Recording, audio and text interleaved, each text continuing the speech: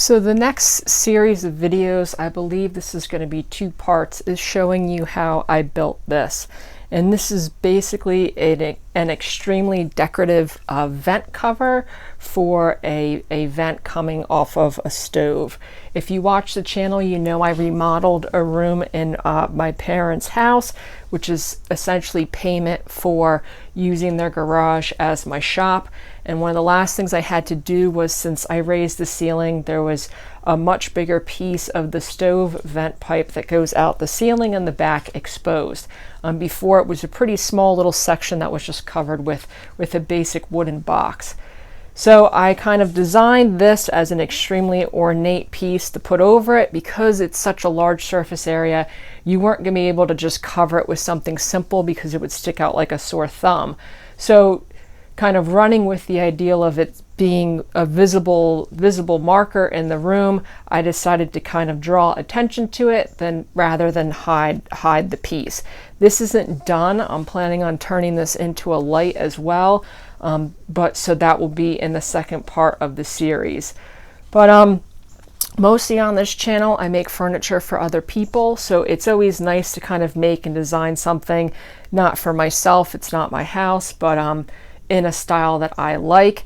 This style of furniture used for this piece is Art Nouveau. It was a international style, but extremely common in France in the late 1800s, early 1900s. And the hallmark of the style is very organic lines.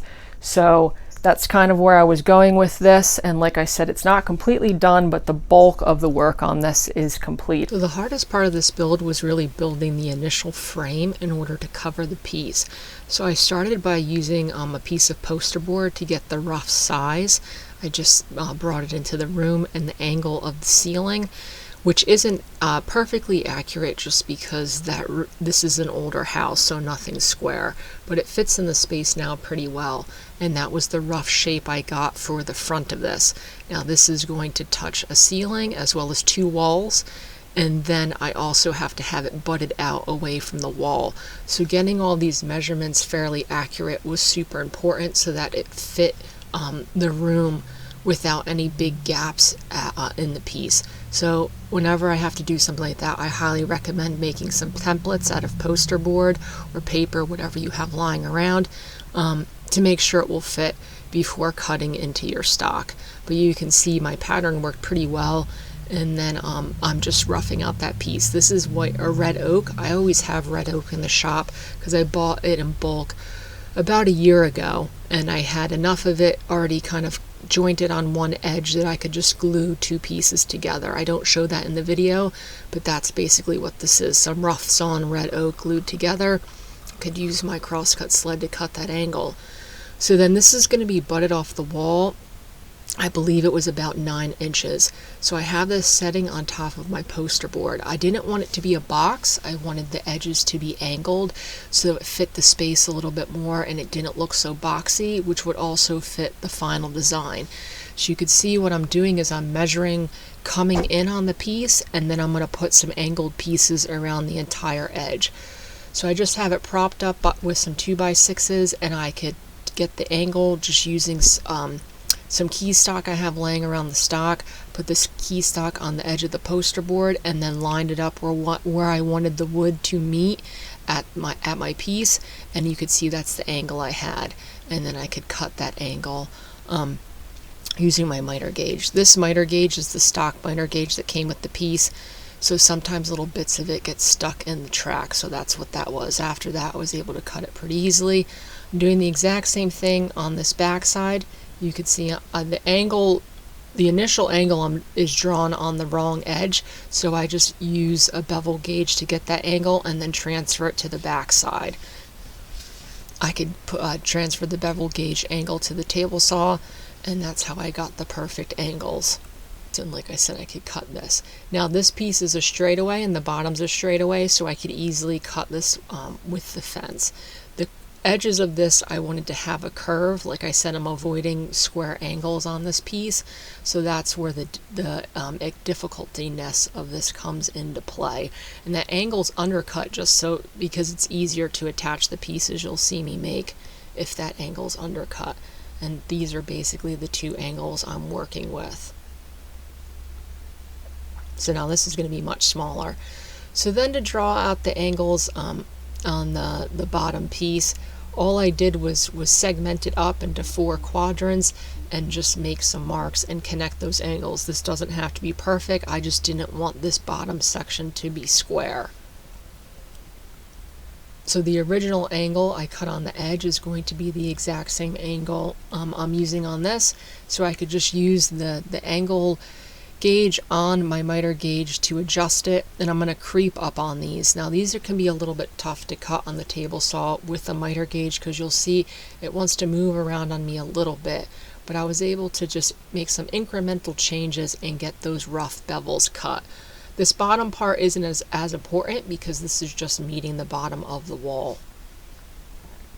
And then those are all of my cuts.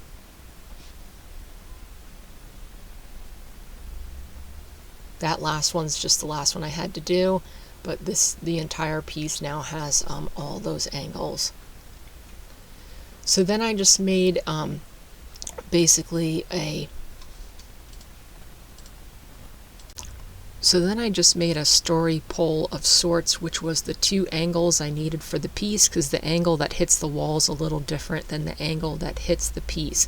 So then I could use that little story pole stick in order to mark all of my pieces. So you can see those 2 angles are slightly different. I forget exactly what they were, and I could just use this little story pole to mark all of my pieces. So I'm just going to go through. I believe I just had chunks of 10-inch pieces of red oak. Some of this is scrap I cut off the piece, some of it's scrap I had laying around, and I'm just going to go through and cut that first angle. I believe the angle I cut first was the one that will hit the wall. So you can see I'm just going through and cutting all those pieces.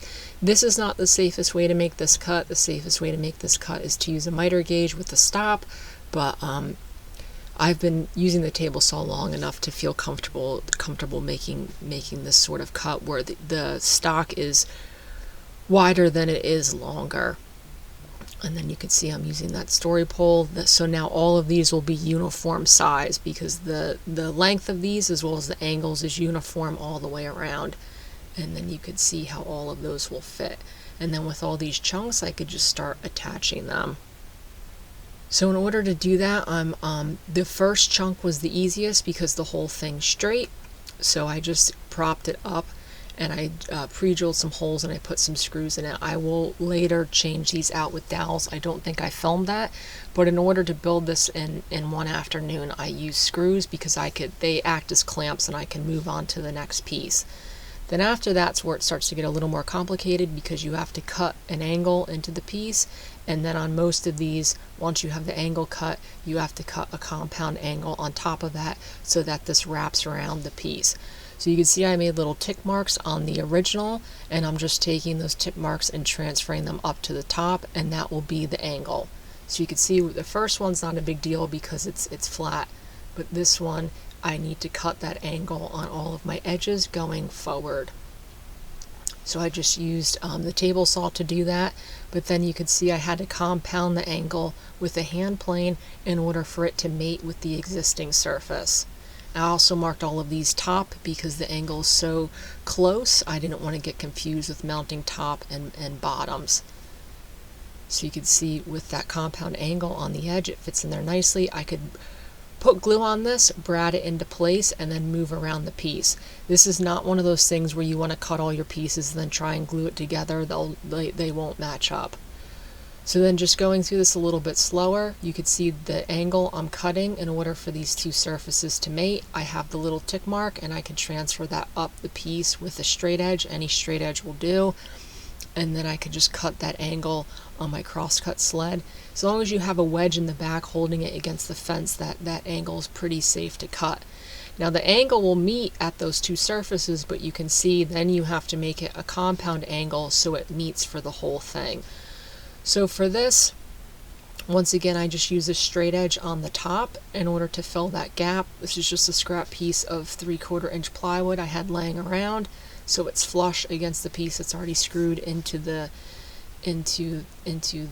bottom there. And then for this, Because this angle is already, since this piece on here is already an angle, there wasn't a super safe way to cut it on the table saw, so all I did was use a hand plane. I transferred my marks around the whole piece, and I could plane down to my marked piece on there. This might look like a lot of work, but this is red oak, it planes really well, and it was pretty quick work to just go through and put that compound angle on all of these pieces.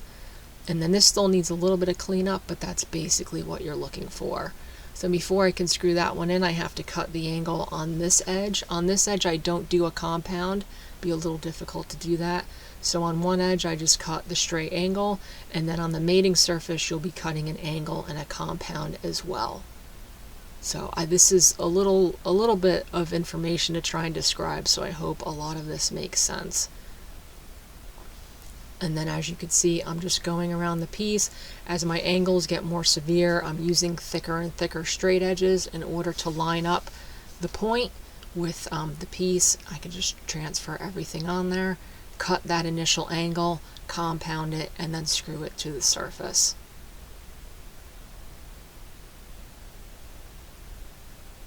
And that's basically how I went around the whole piece.